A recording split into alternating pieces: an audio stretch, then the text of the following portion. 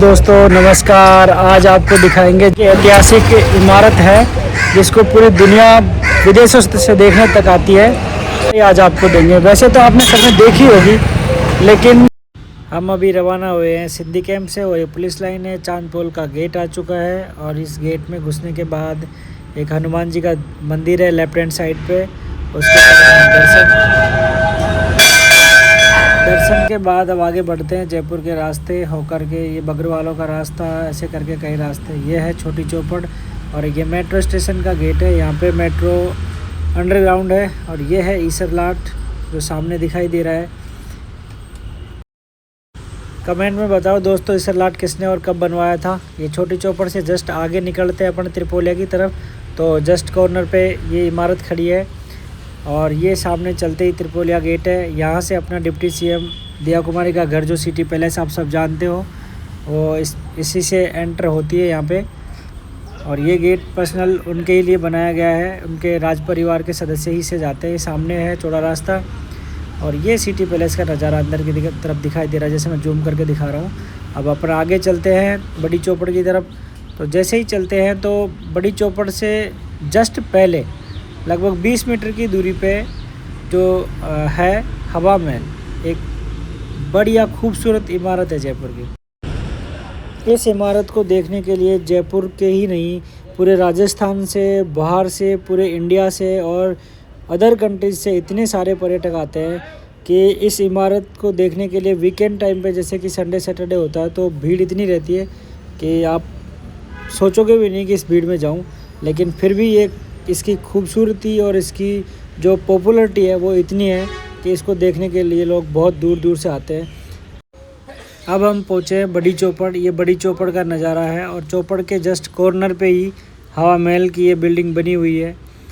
बहुत ही सुंदर और इतनी गजब की इंजीनियरिंग है इस बिल्डिंग के अंदर।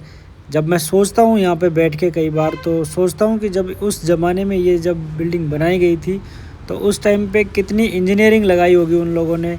जब आज के ज़माने में इतनी टेक्नोलॉजी है फिर भी लोग ऐसी इमारत नहीं बना सकते, इतनी खूबसूरती नहीं दे सकते। लेकिन ये इतने पुरानी होने के बाद भी, लगभग ये 225 साल पुरानी इमारत हो चुकी है, फिर भी इसकी खूबसूरती आज भी वैसी की वैसी है।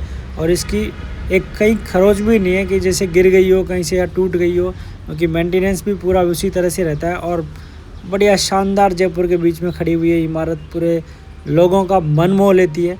जैसे कि आप देख सकते हैं अभी कितने सारे पर्यटक इसके सामने खड़े हैं। कोई फ़ोटो ले रहा है, कोई क्या कर रहा है, कोई वीडियो बना रहा है, कोई रील्स बना रहा है, और सारे लोग इसको देख रहे हैं, इसका दीदार कर रहे हैं। जयपुर में आए और इसका दीदार नहीं करें, ऐसा हो नहीं सकता। आप भी देखिए कितनी खूबसूरत इमारत है, जैसे कि मैं अभी आपको जूम कर करके दिखा रहा हूँ दूर दूर से। अब यहाँ से चलते हैं सीधे हवा महल के अंदर। ये मेन रोड से हवा महल के अंदर जाने का रास्ता है। तो हम हमारी बाइक को खड़ी करेंगे यहाँ पे पार्किंग में, क्योंकि पार्किंग तो अलाउ है नहीं यहाँ पे, लेकिन हमने तो फिर भी पार्किंग में गाड़ी खड़ी कर दी यहाँ पे।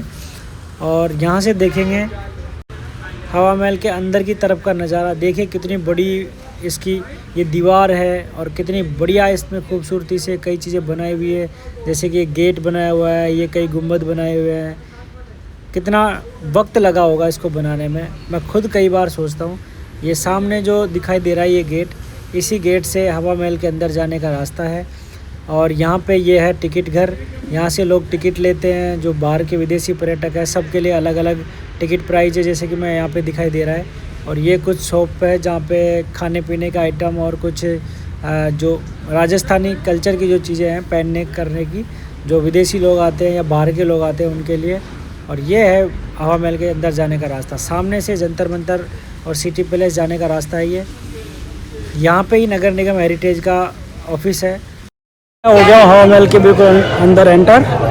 यहाँ से मैं आपको दिखाऊंगा अंदर का व्यू। अंदर एंटर होते ही ये एक दुकान है गेट के जस्ट पास में। यहाँ पे चाय, कॉफ़ी, जूस, पिज़्ज़ा, बर्गर, लस्सी, बटर मिल्क, जो भी आपको लेना है, सॉफ्टी कॉर्नर, पॉपकॉर्न वगैरह कुछ भी ले सकते हैं आप। यहाँ पे सब कुछ अवेलेबल है आपके लिए।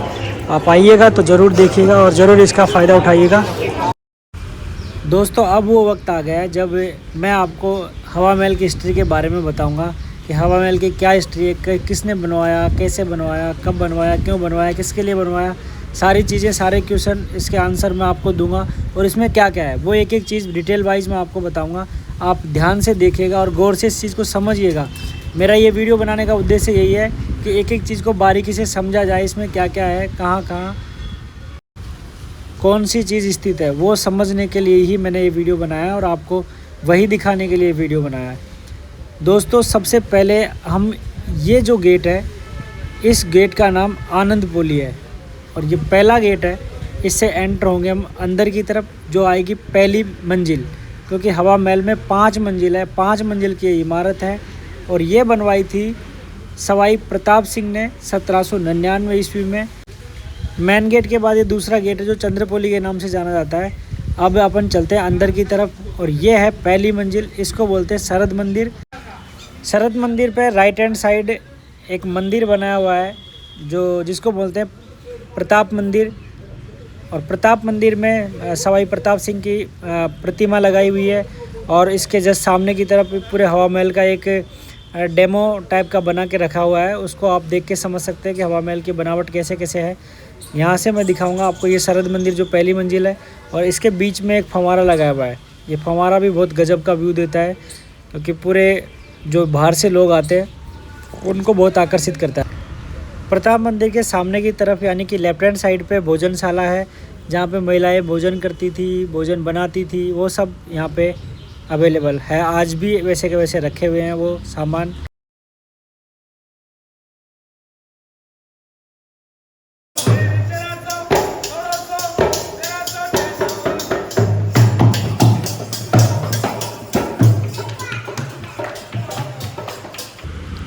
शरद मंदिर से जो हवा महल का अंदर का व्यू है, वो नज़ारा है, कुछ इस तरह से दिखाई देता है। और इसके वास्तुकार जो थे हवा महल के, वो लालचंद उस्ताद थे। और अगर हवा महल की अपन ऊंचाई की बात करें तो 87 फीट बताई गई है।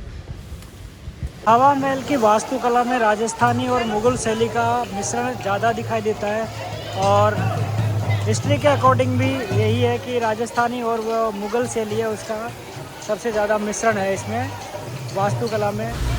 हवा महल सिर्फ राज परिवार की महिलाओं के लिए बनाया गया था, क्योंकि यहाँ से तीज और गणगौर पे कई सारी सवारियाँ निकलती है, कई सारी झांकियाँ निकलती है, उनको देखने के लिए ये बनाया गया था। जो महिलाएं हैं वो खिड़कियों के पास बैठ के देख सकती थी। दोस्तों अब चलते हैं अपन आगे दूसरी मंजिल की तरफ। ये दूसरी मंजिल का रास्ता है, यहाँ से अपन ऊपर की तरफ। रतन जो मंदिर नाम से दूसरी मंजिल है इसकी, उसका नज़ारा है ये। बहुत सारे सैलानी यहाँ पे अभी आए हुए हैं और दूसरी मंजिल जो रतन मंदिर है उसका नज़ारा है ये। कुछ इस तरह से दिखाई देता है हवा महल दूसरी मंजिल से अंदर की साइड से, क्योंकि आपने हमेशा अब तक बाहर की तरफ ही देखा होगा, अंदर की तरफ से इतना अच्छा खासा नहीं देखा होगा व्यू आपने। तो मैं आज आपको वही दिखाने की कोशिश कर रहा हूँ। ये है रतन मंदिर और अंदर से ऐसा लुक है। सामने की तरफ जो खिड़कियों में कांच लगे हुए हैं जो आपको दिखाई दे रहे हैं ना, ये मुकुट में कांच की तरह लगते हैं। सामने की तरफ से आप जब देखते हैं जैसे मुकुट में रतन जड़े हुए हैं ना, उस तरह से दिखाई देता है और इसी को रतन मंदिर कहते हैं। दोस्तों ये रतन मंदिर के अंदर का नज़ारा है।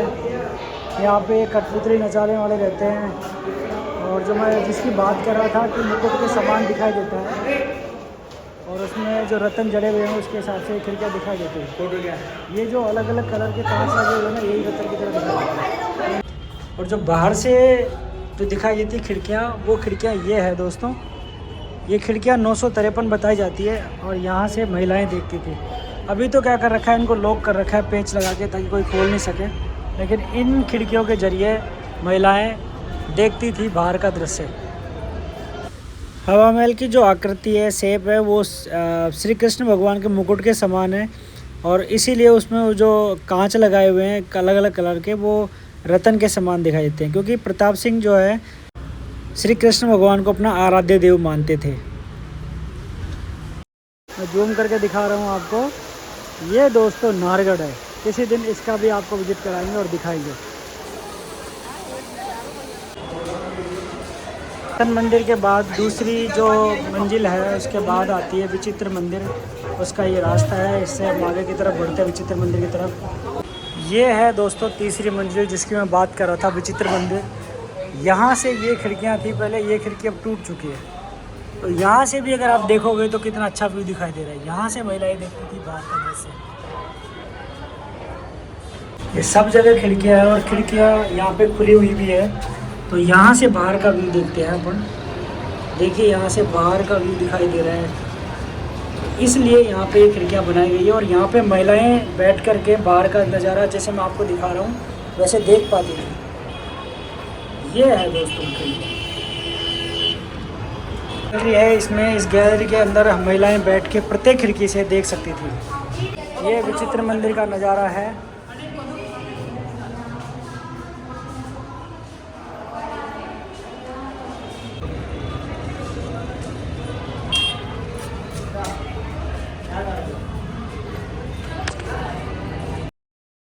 ये बारकोड जो लगाया गया है इसमें दिखाया गया है कि ये विचित्र मंदिर है, तीसरी मंजिल जिसको बोलते हैं। और यहाँ से जो झरोखे हैं वो बाहर की तरफ खुलते हैं, सीधे सामने की तरफ। बस यही इस बारकोड पे दिखाया गया है। यहाँ से चलते हैं आगे की तरफ। अगली मंजिल है जो प्रकाश मंजिल के नाम से जानी जाती है, और चौथी मंजिल है ये प्रकाश मंजिल के नाम से जानी जाती है, क्योंकि यह सीधा यहाँ से सूर्य नज़र आता है और सबसे पहले जो प्रकाश पड़ता है वो चौथी मंजिल पे ही आकर के गिरता है सूर्य का, इसलिए इसका नाम प्रकाश मंदिर है। ये प्रकाश मंदिर है, यहाँ भी कई सारे लोग जो है फ़ोटो खींच रहे हैं, देख रहे हैं, समझ रहे हैं इसकी कला को। आप देख सकते हैं दोस्तों, उस ज़माने में 1799 यानी 1799 उस समय की कलाकारी। आप सोच सकते हैं कितनी मेहनत लगी होगी इसको बनाने में, कैसा कलर दिया गया है, कैसी डिज़ाइन दी गई है, इसमें कितनी इंजीनियरिंग लगी होगी उस ज़माने में, कितना दिमाग होगा लोगों में। ये है दोस्तों हवा महल की चौथी मंजिल, और यहाँ से देखिए नज़ारा। ये जो सामने की तरफ मैं जूम करके दिखा रहा हूँ ये है जंतर मंतर, और सामने की तरफ एकदम सीधे वो जो जूम करके दिखा रहा हूँ मीनार सी आपको, ये ईसर लाट है जिसके बारे में मैंने पहले आपको पूछा था। और जो सामने की तरफ एक किला दिखाई दे रहा है ये नाहरगढ़ है।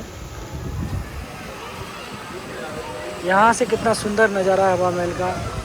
यहाँ पे बहुत अच्छी हवा भी लग रही है, और ये नज़ारा है इस बिल्डिंग का।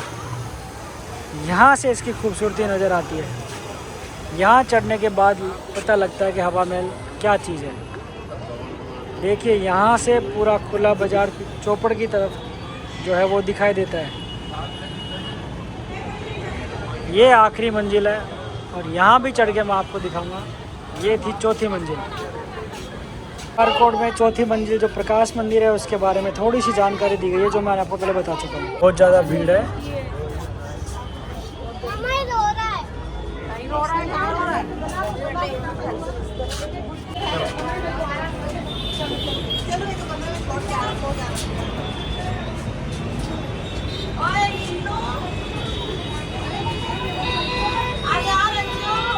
ये हवा महल का टॉप फ्लोर, और यहाँ से बहुत अच्छा व्यू दिखाई देता है।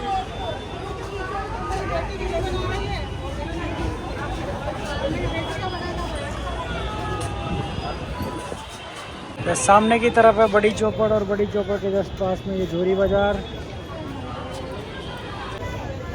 ये सामने की तरफ सिटी पैलेस।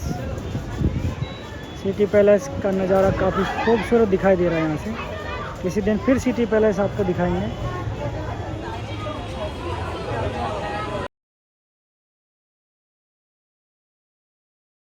ये हवा मंदिर जो लास्ट टॉप बिल्डिंग है उसके बगल में बाईं तरफ एक और टॉप व्यू बनाया गया है, जहाँ से पुराने शहर का दृश्य दिखाई देता है। बढ़िया, ये देख सकते हैं जयगढ़, आमेर और नाहरगढ़।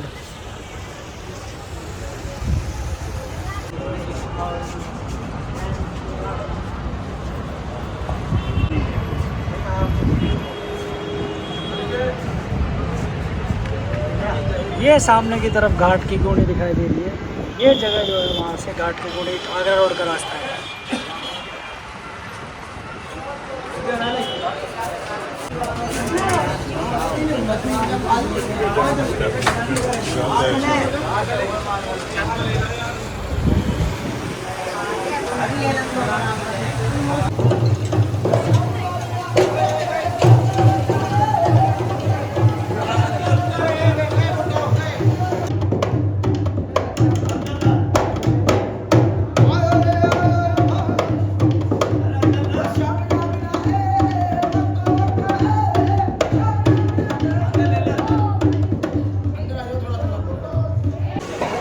हमारा भाई जो है वीडियो बनाने में बहुत ज़्यादा बिजी है अभी।